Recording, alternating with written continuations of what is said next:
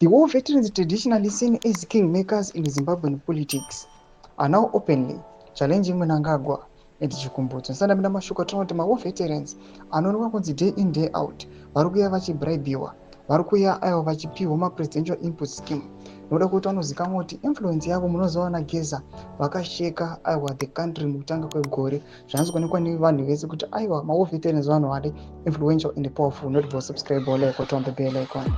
Tendramira unoti the skepticism over Chikumbutso's supposed endless electricity invention and Mnangagwa's poisoning claims suggests that they no longer blindly support the president's narrative.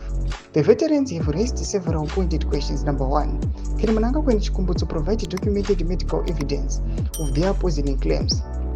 Is their endless electricity project genuine, or is it merely another political distraction?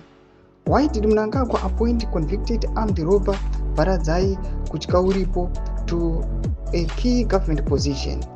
When did Mnangagwa allegedly stop working for the Rhodesian security services?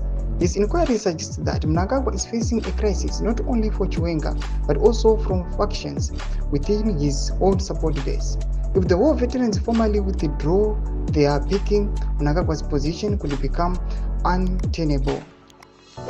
Mashoko nemaquestions anochibvunzwa panapa nemawar veterans vachiva vachimadirector aiwa kune the top leadership vachiti aiwa mbunzo yese iyi tinoda kuti aiwa ipindurwe. Panguva ine vanhu vachiona kuti aiwa kana mawar veterans varivo vese vakaenda against aiwa the ruling party pamwe netop leadership the ruling party panguva ino, aiwa vakomana they will fall drastically just because they know influence yemawar veterans, kuti mawar veterans aiwa pamwe the military ndo vanhu aiwa even pa the 2017 coup they played a key role aiwa pakuoustra the former Zimbabwean leader Raji Mugabe. Tuze mafunguro enyu muri kudi pamusoro pechiitiko ichi, pinda comment section medu tuze mafunguro enyu, so subscribe or like pamwe chete noturn the bell icon.